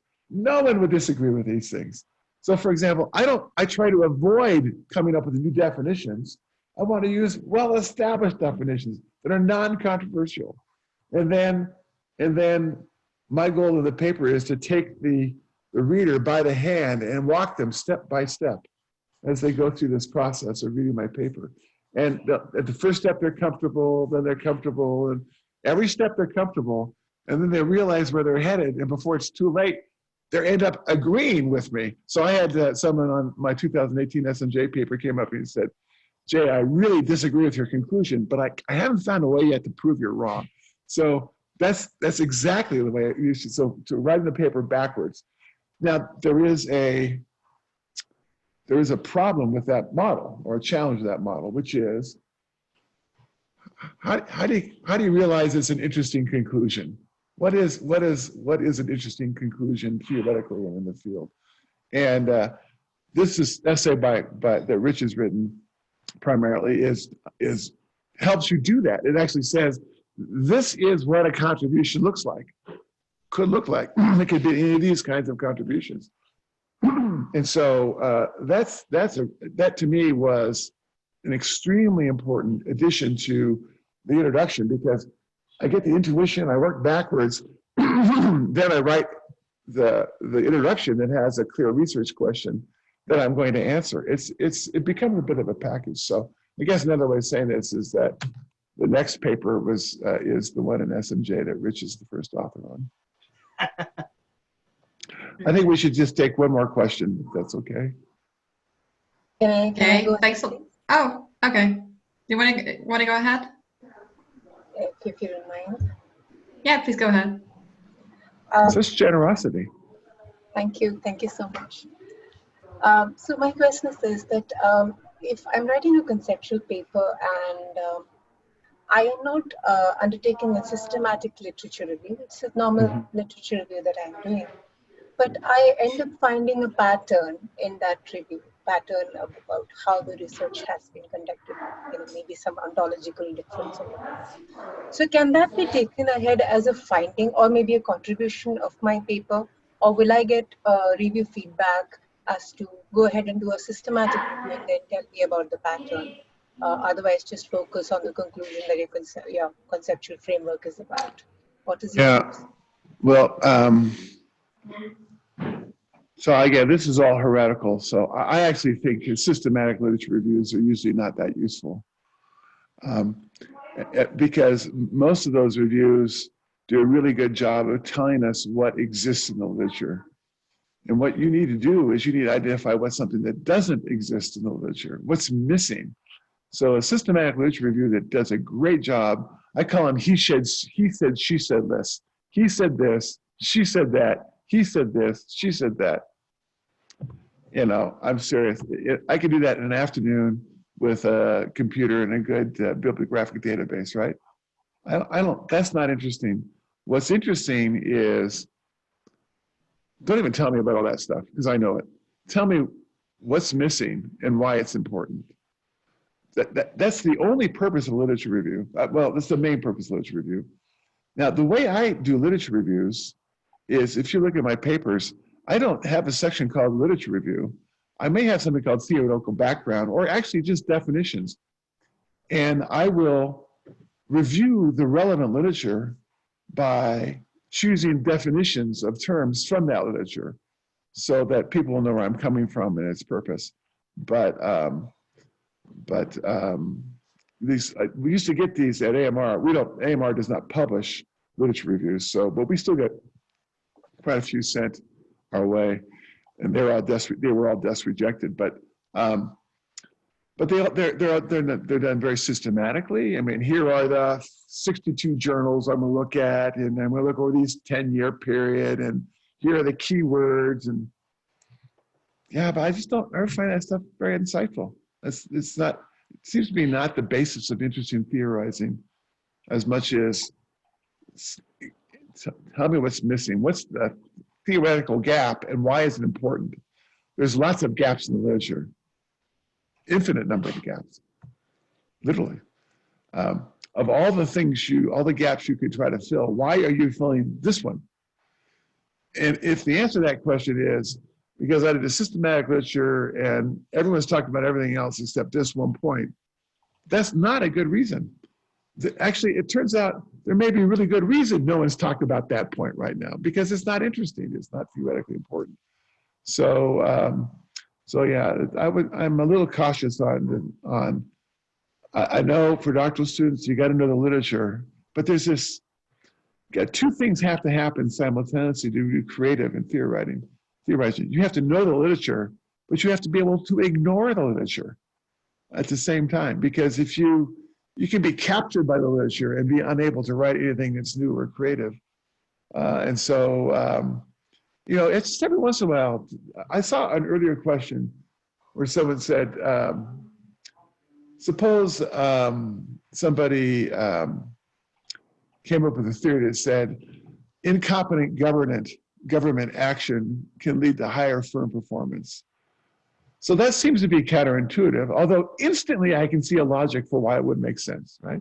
I would say, yeah, absolutely. Ask the counterintuitive question and see if you can build a story around that.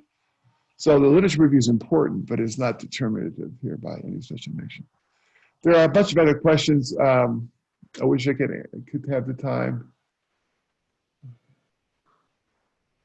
Oh, see, my burning question: how to take organized notes from all the readings in order to facilitate thoughts for writing.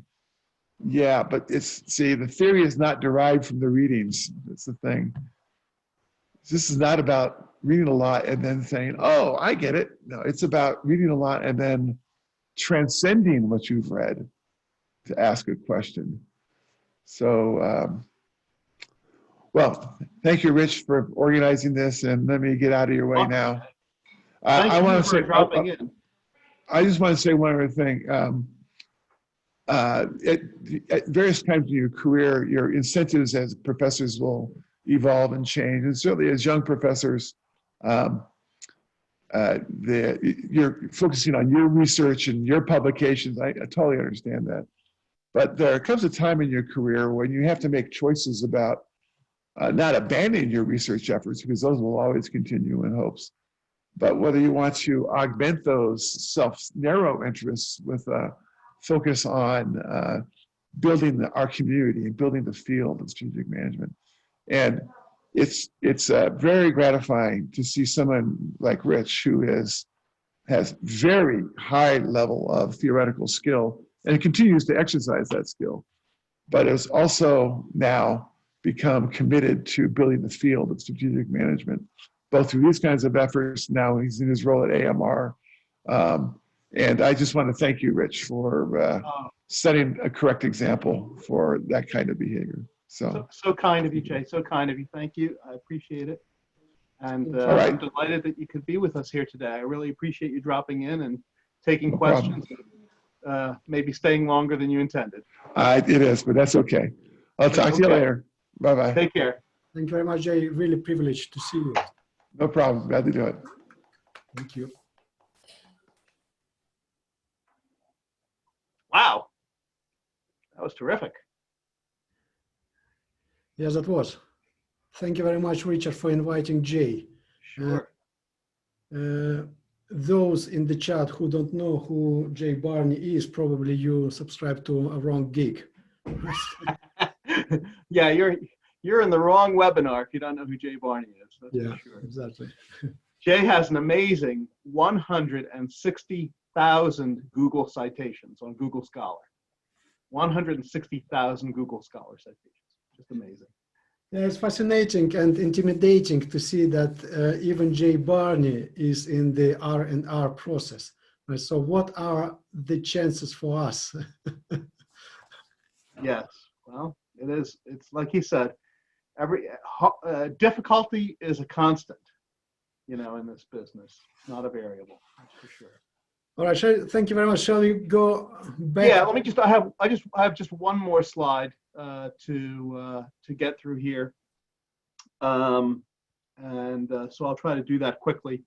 So let me find my notes again.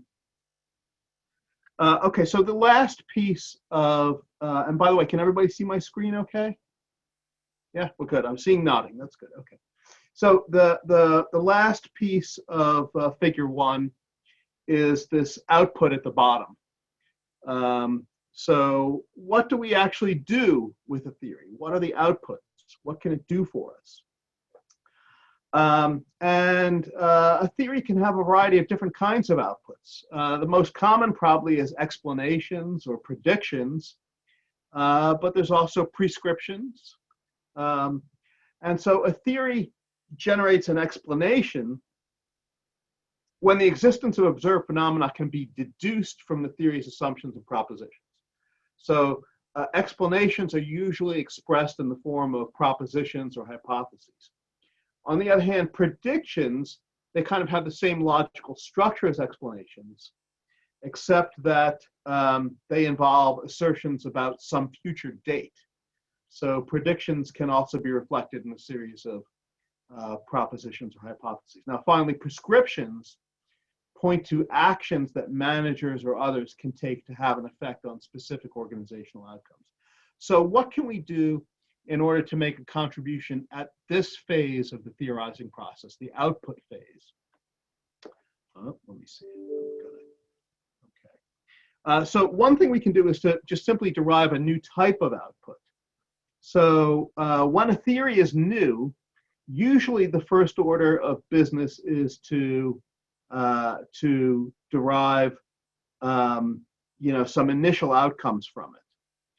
But a theory may not yield up all of its implications at the outset. So there may be important contributions to be made by deriving additional outputs from existing theories. So for, especially by considering different types of outputs. So a theory, for example, might start out as an explanation and then later get used for making predictions or prescriptions. That's kind of a common sort of thing. So deriving a new type of output. And there's important distinctions about what makes any one of these types of outputs good or not, right? A good prediction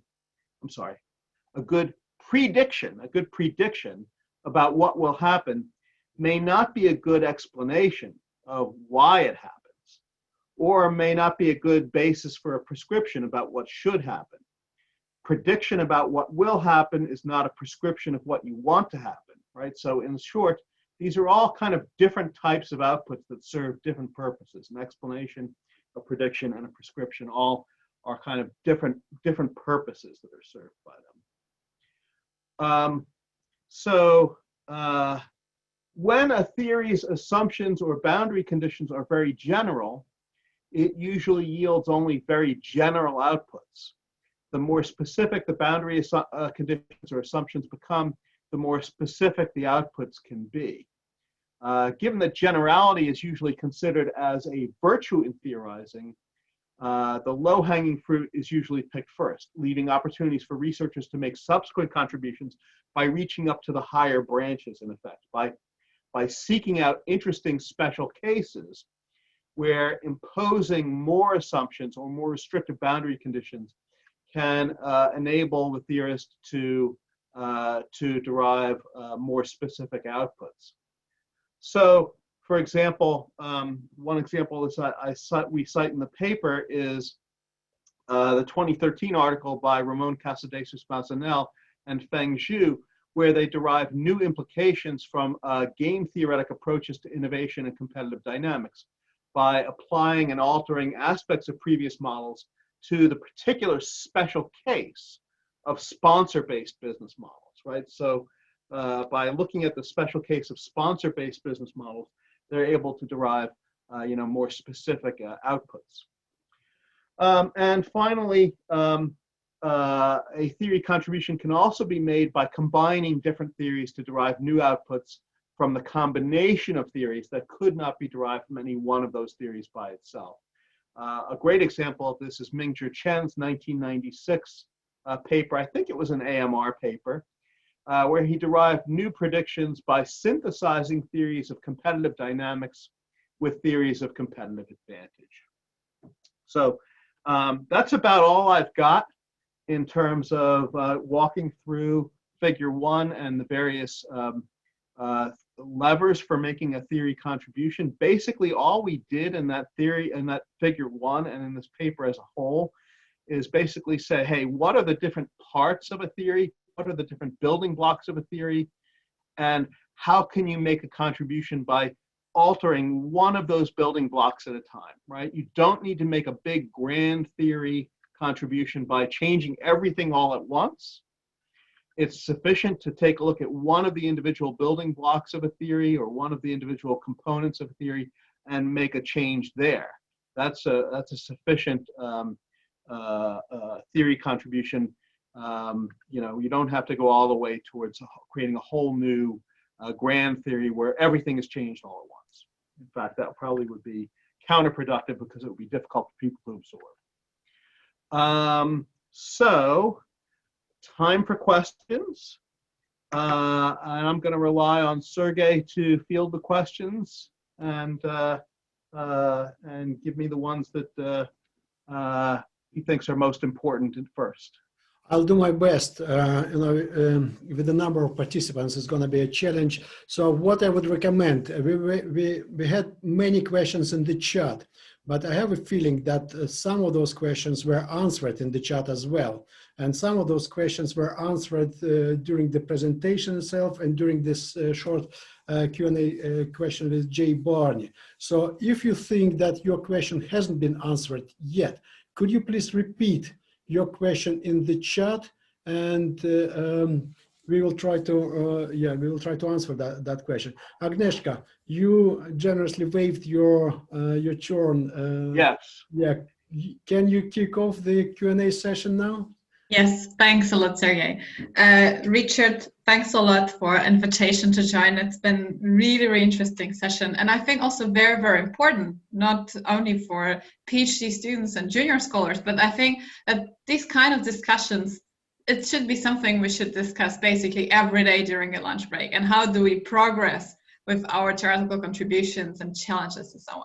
So I would like to pick up on this learning process, right? So you talk a lot about different types of theoretical contributions and how we could make them, how to approach it for like many different angles.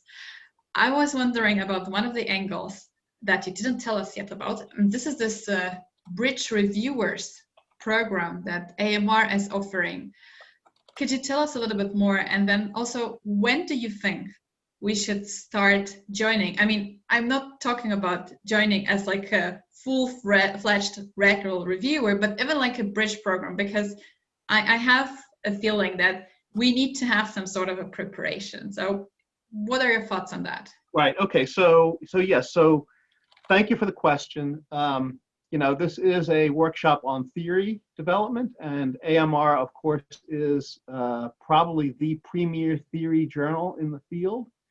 And so it is a place where we try to develop new theorists. I recently took on the role of associate editor at AMR, and I should acknowledge Sherry Thatcher, the great editor-in-chief, for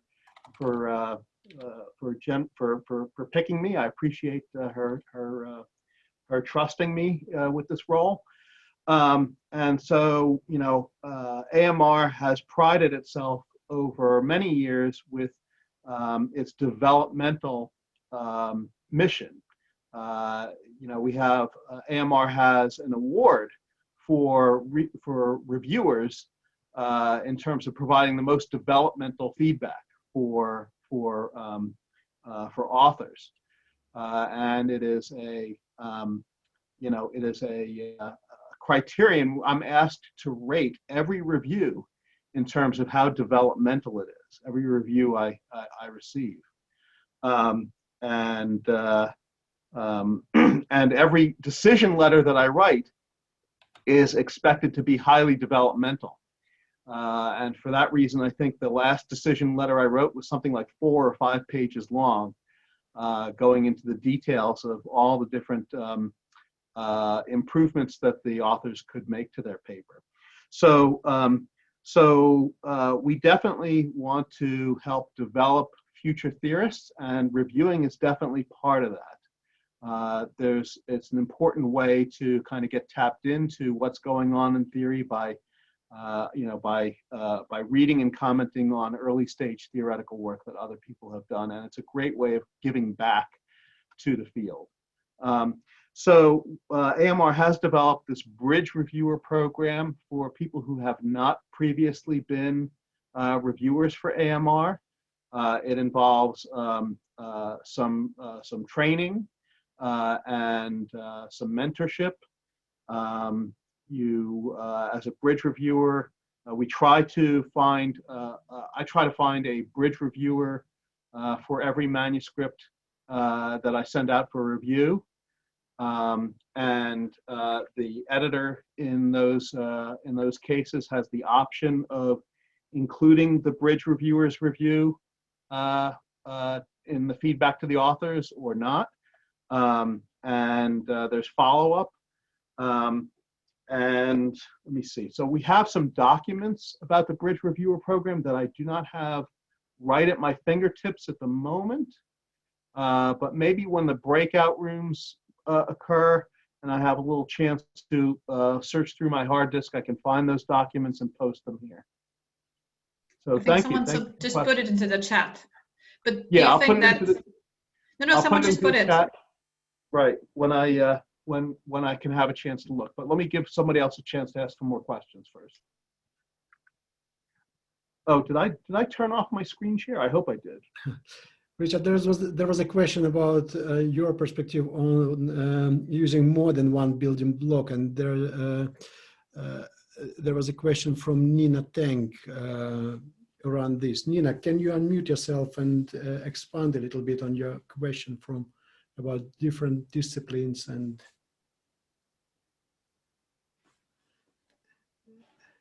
Nina? I cannot see Nina on the screen. Sorry, I had some internet. Ah, there she is. Sorry. Yeah, thanks so much for organizing this. This has been really helpful. I just have a question, a specific one on the why questions regarding the mechanisms. So you give the example of how there's different mechanisms from different disciplines. If we're focusing on one audience, do we need to stick to one set of mechanisms, or when we're, especially in the literature view, when we're trying to explain the gap in theory, do we need to address the other discipline's view of the mechanism we're talking about? Well, are you aiming to publish it in a discipline journal, or are you aiming to publish in a management journal?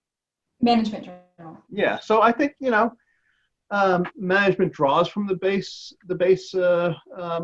social science disciplines of psychology, sociology, economics, and others, sometimes political science.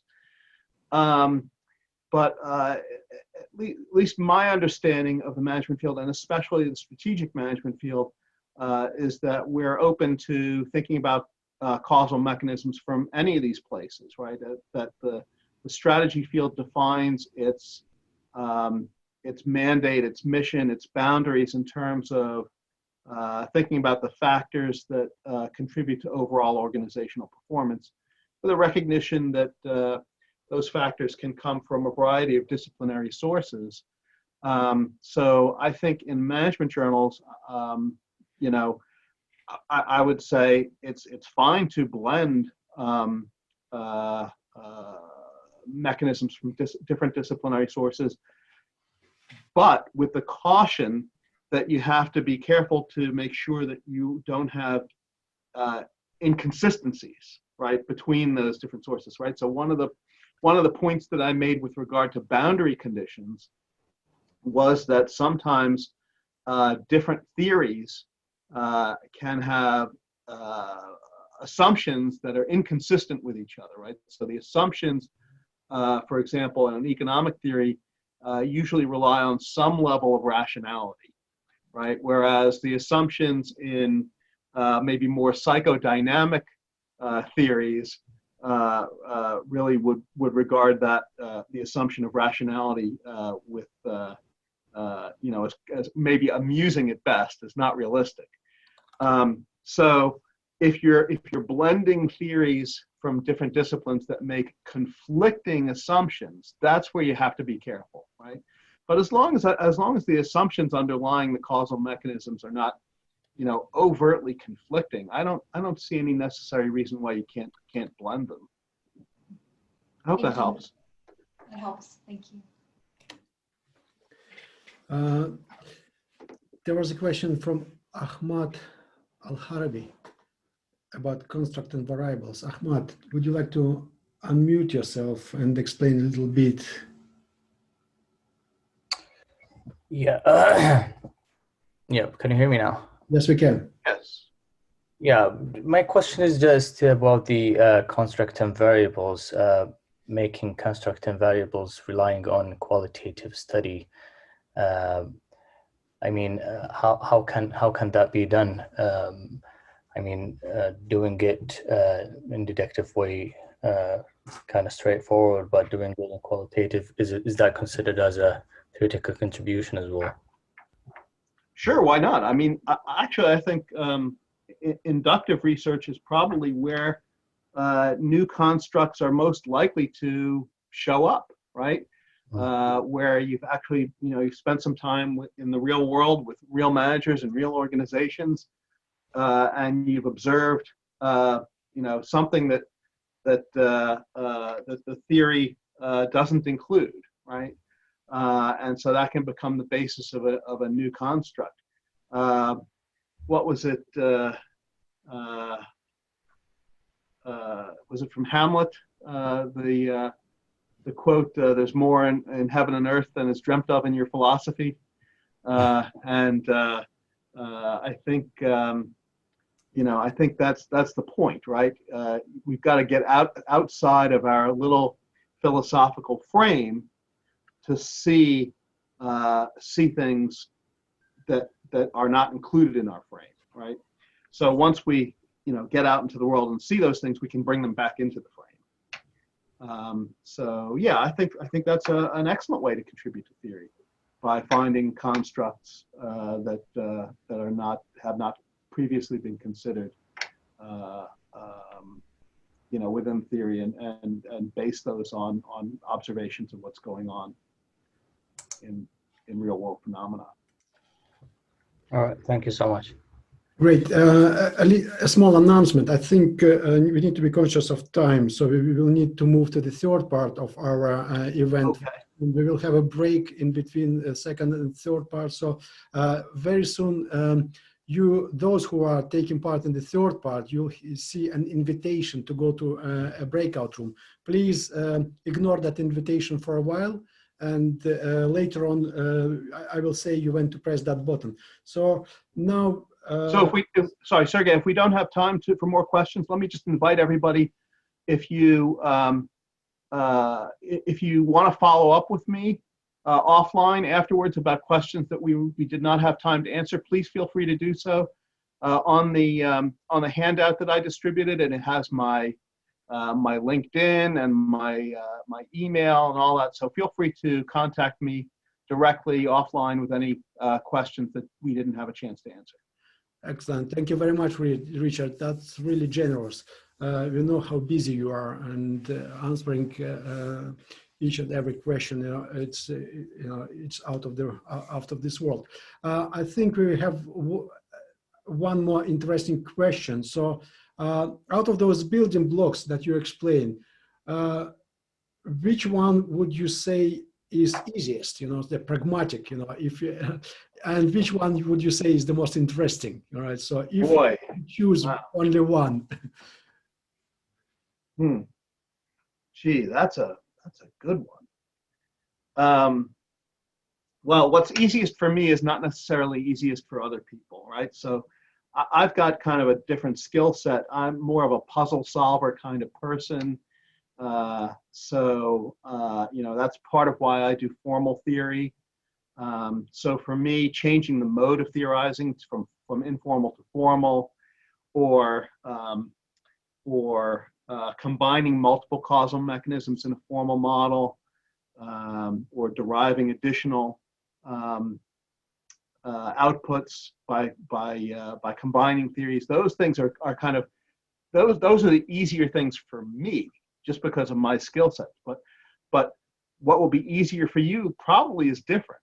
It probably will depend upon your skill sets, right? So you might find it easier just to come up with new research questions, or to translate theoretical insights from one level of analysis to another, or something like that. So I can't really speak to what's going to be easy for each individual person. It's a skill-based thing. What's most important was the second part of the question. What kind of contributions are most important?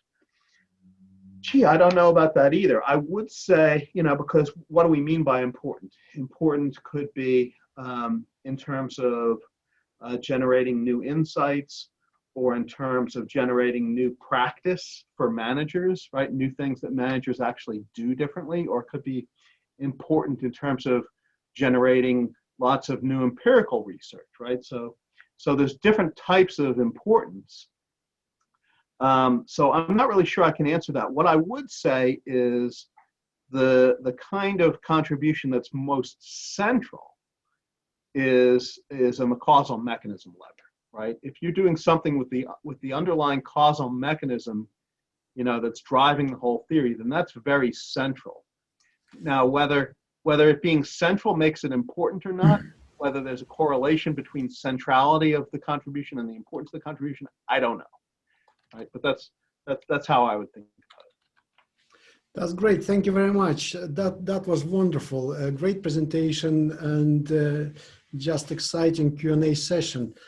Shall we say thank you to Richard for this insightful webinar, and those who don't stay with us on the third part can drop off, and those who are with us on the third part, we will have a comfort break and resume. Thank you very much, Richard. Thank you for spending a couple hours of your day with us. I appreciate it. I know that some of you are going to be staying around for the roundtable breakout room workshop part of this session to get some feedback and give some feedback on your little 2-page introduction contribution documents. Maybe not so little. Maybe they're big. I don't know. I'm looking forward to interacting with folks who are staying, and I appreciate those who are leaving for joining us for this part of your day. And I hope you got some benefit from it. It's been an honor and a privilege to work with you this morning, and I just want to invite everybody here to stay in touch. Please feel free to contact me anytime. The only thing I want to do is to say thank you very much, Richard, for this fantastic session. It was quite intense and it was really insightful, and I hope it's going to be really useful for the projects that majority of our delegates still need to submit. Thank you very much. Now I hope we are in a better understanding how exactly we need to contribute to theory in our projects. Great. Can you join me in saying thank you to Richard? Thank you very much, Richard. Thank you so much, Richard. Yeah, it's really great service for the community. You're very welcome. You're very, very welcome. I appreciate you guys showing up, and it's an honor and a privilege. It's a great privilege, and thank you very much for Sure. for doing this session and inviting Jay, to this session. Sure. Let me just ask around the people who are still in the room. What did you get out of this experience? So Rich, I think this is, you really articulated so well. It's like what you're saying, how to theorize has been one of the most hazy issues, and it was not talked about in the doctoral program, because I'm actually an associate professor. I graduated a long time ago. And still sometimes I get confused, and people don't talk about it. It's, like you said, it's like almost like implicit, like a black box. But it is really critical. So I feel like your article really sort of like kind of is like shines a light, how can we tackle these questions. And it's not just for theory papers, right? All the empirical papers, they need to have this theory section, right? So it's exactly, and even the empirical papers, you have to contribute to theory. You can just test something. So I think it's absolutely useful. It's just one of the rare moments, like I feel like, wow, somebody actually come out here and talk about this and in such a clear way. It's it's absolutely so useful. So sure. What else did you guys get out of it?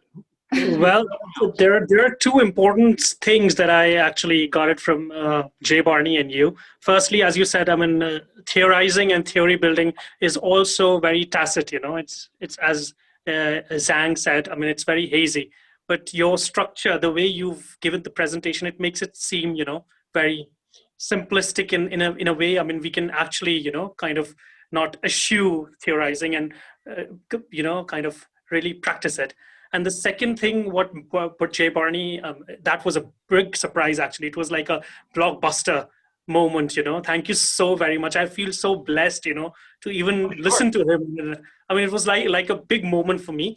So in India, we have a big fascination for literature review, Everybody is like, doing a lot of literature review. But what Jay Barney says, it's very enlightening.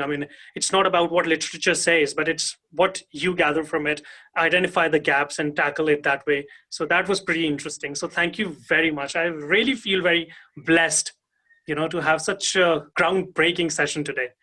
Well, I'm delighted. I'm delighted that you got some value from it. That's great. Seriously. It was really brilliant. Thank you so much, Sergi, as well.